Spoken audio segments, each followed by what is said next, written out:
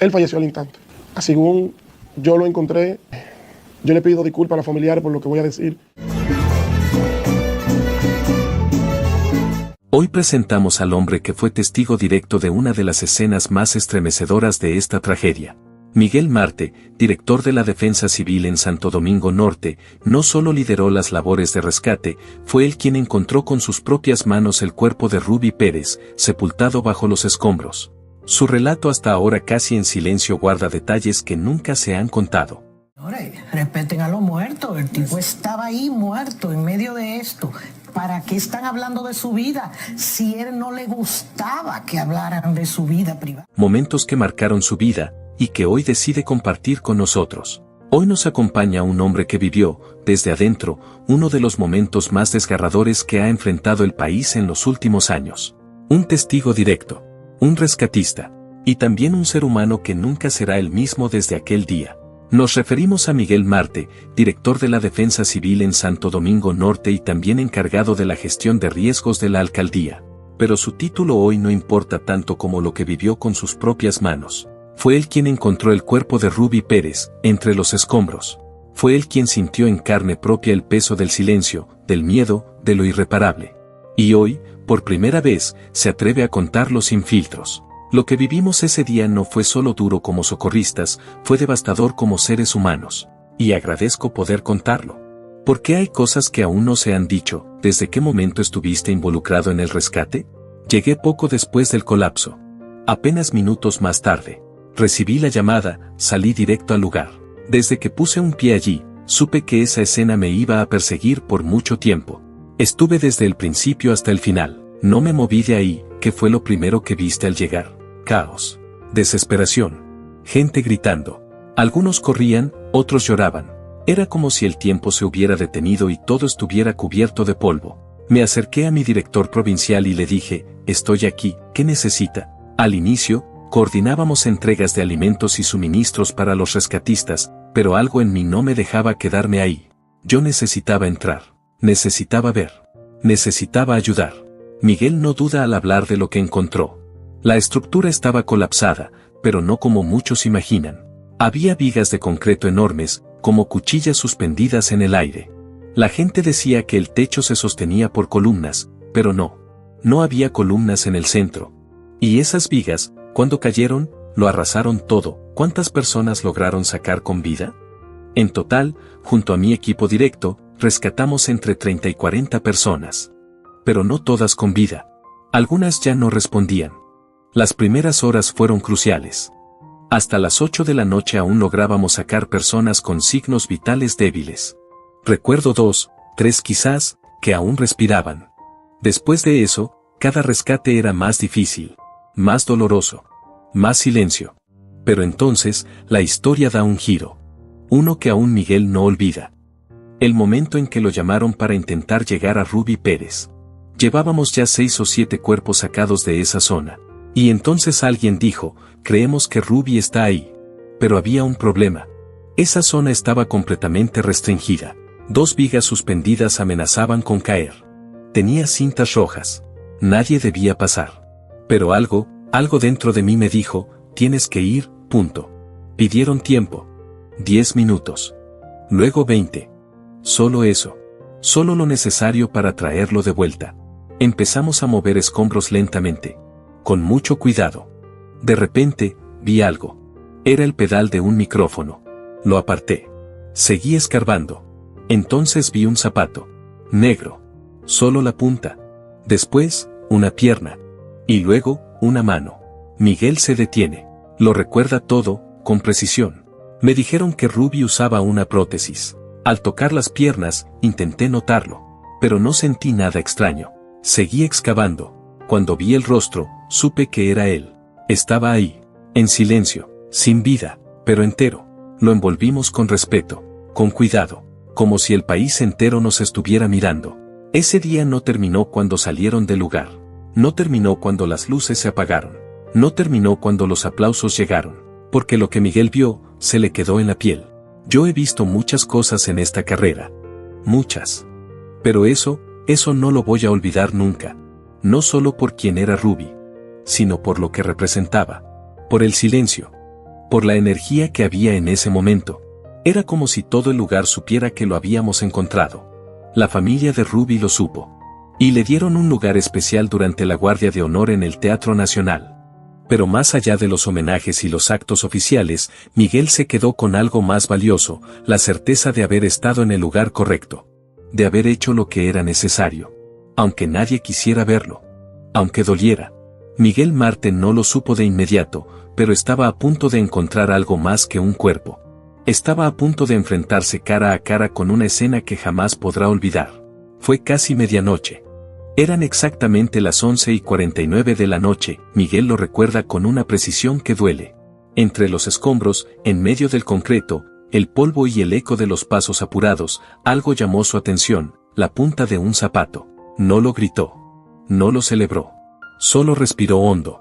Sabía lo que eso significaba. Pero lo que vino después fue aún más fuerte. Una viga colosal, agrietada, crujía sobre ellos. Suspendida como una espada que podía caer en cualquier segundo. Miguel, ¿seguimos?, le preguntó un joven bombero del distrito. Un muchacho cuyo nombre jamás supo. Pero que, esa noche, fue su sombra, su compañero, su hermano de batalla. Vamos, le respondió. Y siguieron escarbando. No había tiempo para el miedo. Mientras apartaban bloques, ladrillos, polvo caliente, algo brilló entre la tierra. No era metal. No era sangre. Eran unos lentes. Sus lentes, los de Ruby, estaban intactos. Sin un rasguño. Apoyados con delicadeza, como si el mismo destino los hubiera querido conservar. Miguel se quedó mirándolos por segundos que parecieron eternos. No los levantó con fuerza. Los limpió, los sostuvo, y entendió. Estos lentes no son un objeto. No valen por lo que cuestan. Valen porque él los usó. Porque estaban con él hasta el final. Días después, Miguel los entregaría con sus propias manos al hermano de Ruby. No con formalidad, sino con humanidad. Estos lentes son de ustedes. Y de nadie más. Pero en ese momento, el peligro no había pasado. La viga seguía allí, colapsada, pero aún apoyada sobre el cuerpo, justo sobre el cuello. Un movimiento en falso, y no solo se desplomaba sobre ellos, también podía destruir el rostro de Ruby. Y eso no lo iban a permitir. No por espectáculo, no por fama, por respeto, porque la familia merecía despedirse con dignidad. Y Ruby merecía salir entero. Entonces tomaron una decisión que pudo costarles la vida, improvisar soportes en medio del desastre.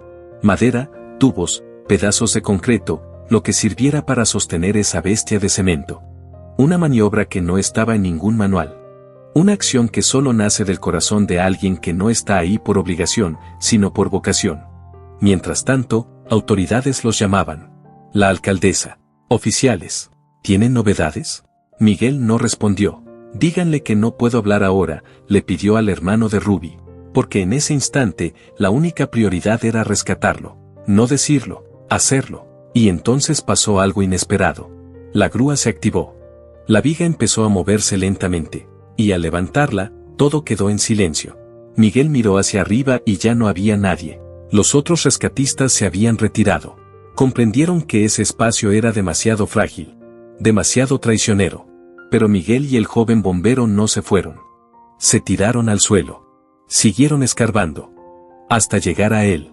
Y en ese momento, sin que él lo supiera, un familiar de Ruby capturó la escena en una fotografía. Una imagen en la que no hay drama, ni pose, ni gloria.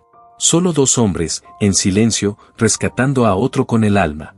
Semanas después, esa persona le escribiría agradeciéndole. Miguel le respondió con la voz de alguien que lo siente de verdad: no me des las gracias. Lo haría 1000 veces. Por Ruby, y por cualquier ser humano que quede bajo los escombros. En aquel lugar, justo donde se hallaba Ruby, el silencio tenía un peso distinto. No había más cuerpo cerca, solo un vacío que anunciaba la magnitud del desastre. Más adelante, cruzando el área de la tarima, empezaron a aparecer los demás. A cada paso, un cuerpo. A cada hallazgo, un rostro congelado por la tragedia. Los sacábamos con sumo cuidado. Los cubríamos con respeto. Los acomodábamos junto a sus pertenencias para que el equipo forense pudiera hacer su trabajo con la dignidad que cada vida merecía. Pero lo más duro no eran los cuerpos, era el murmullo que vino después. Los rumores comenzaron a circular como un virus. que si tarjetas usadas, que si objetos desaparecidos. Pero lo digo con el alma en la mano, eso no lo hizo nadie que estuviera verdaderamente ahí. No había espacio ni tiempo para el egoísmo. Estábamos entre polvo, lágrimas y muerte. Y cada vez que encontrábamos una cartera, un celular, un reloj, lo sellábamos en una bolsa blanca y lo etiquetábamos con el cuerpo correspondiente. Eso iba directo a manos de la fiscalía. Ahí no había margen para el error, porque además de nosotros, había policías municipales, militares, superiores de la defensa civil, bomberos y otras instituciones vigilando cada movimiento. Los verdaderos rescatistas no tenemos manos para robar, solo para sacar vidas o restos entre ruinas. Lo que ocurrió después, lo que se diga en redes, no representa lo que vivimos dentro. En las primeras horas, el caos reinaba. Gente desesperada gritaba, lloraba, ofrecía lo que fuera con tal de que alguien sacara a sus familiares. Me contaron que incluso hubo quienes, en su desesperación, ofrecían ayuda a cambio de ser rescatados. Te doy esto, pero sácame. Yo no lo vi, pero lo escuché de quienes estuvieron desde el primer segundo. Era una escena de guerra emocional. Aún así, nosotros los que entramos sin miedo, sin condiciones y sin mirar el reloj no tocamos nada que no nos correspondiera. No se revolvió un bolsillo. No se rompió una cadena. Los cuerpos eran tratados con la misma delicadeza con la que se arropa a un ser querido antes del adiós. Lo que hicimos, lo hicimos con el alma rota, sí, pero también con un sentido de honor que no todos comprenden. Y luego vino la pregunta que todos me hicieron, ¿Ruby pudo estar vivo por unos minutos? Y con todo el respeto que le tengo a su familia, la respuesta es no. Su muerte fue inmediata. Lo encontramos sobre la tarima, una plataforma hecha de madera gruesa, maciza, que jamás se dio.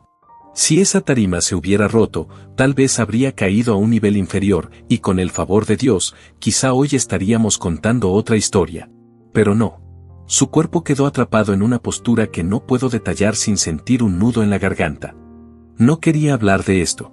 No quería hacerlo público. Pero la desinformación es una sombra peligrosa.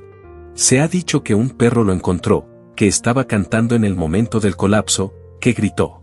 Nada de eso es cierto. Ruby no tuvo una segunda oportunidad.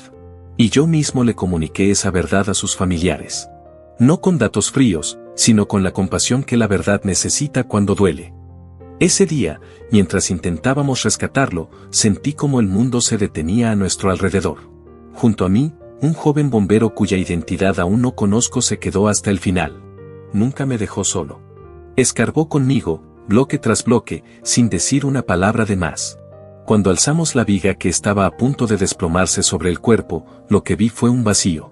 Los demás se habían alejado, sabían que ese espacio podía colapsar en cualquier momento. Solo él y yo quedamos ahí, en el centro del riesgo.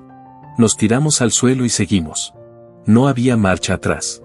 Esa imagen, que jamás pensé que sería capturada, fue fotografiada por un familiar de Ruby sin que lo supiéramos. Días después me la enviaron, agradeciéndome, pero yo solo respondí con lo único que podía salir de mí, no me den las gracias. Lo volvería a hacer. Por él. Y por cualquiera que quede atrapado bajo los escombros. La experiencia me cambió para siempre. He estado en situaciones difíciles. Derrumbes, incendios, emergencias. Pero nada como esto. Nada con tanto peso emocional, con tanta rabia contenida, con tanta impotencia. Y si algo me dejó esta tragedia, además del dolor, fue una enseñanza que quiero gritarle al mundo: tenemos que amarnos más. Ser más humanos. Mirar al otro con más compasión. Porque un día estás con tu gente, abrazando a tu abuelo en su velorio como me pasó justo el día antes, y al siguiente, estás removiendo los restos de alguien que fue símbolo de alegría para todo un país. Ese lunes, mi alma ya venía herida. Y sin embargo, tuve que mantenerme firme, porque había familias esperando respuestas. Había madres rezando. Había hermanos con el corazón en la mano. Y yo solo quería ser útil. Solo quería que, en medio de tanta ruina, al menos la verdad saliera entera. Porque cuando todo se derrumba, lo único que debe mantenerse en pie, es el respeto por la vida. Antes de terminar esta historia, hay algo que necesito decir, algo que no puedo callar. Porque en medio del caos, cuando la estructura crujía, cuando el silencio pesaba más que los escombros, hubo alguien que nunca me soltó la mano. Un joven bombero del Distrito Nacional. No sé tu nombre. No sé tu rango. pero sé que estuviste ahí. Cuando otros retrocedieron por precaución, tú avanzaste conmigo. Cuando todo indicaba que debíamos salir, tú te quedaste. Te vi levantar bloques con tus propias manos, con la misma determinación que yo sentía en el pecho. Fuiste sombra, fuerza y hermano, sin necesidad de una palabra. En medio de la oscuridad, fuiste luz. Y aunque quizás no lo sepas, tu entrega me dio el impulso para seguir, cuando todo dentro de mí pedía rendirse. Nos unió algo que muy pocos entenderán. Y por eso, no quiero que esta historia cierre sin ti. Gracias por no dejarme solo. Gracias por ser héroe sin uniforme reluciente, sin cámara, sin crédito. Gracias por estar justo cuando más lo necesitaba. Si esta historia te tocó el corazón tanto como a nosotros, suscríbete para seguir descubriendo el lado humano detrás de cada noticia que sacude al país. Aquí no solo contamos lo que pasó, contamos lo que se sintió. Y ahora te leemos a ti. ¿Qué opinas de las palabras del rescatista? ¿Te imaginabas que detrás del operativo había tanto dolor y entrega silenciosa? Déjanos tu comentario, porque este canal lo construimos juntos, historia por historia, verdad por verdad.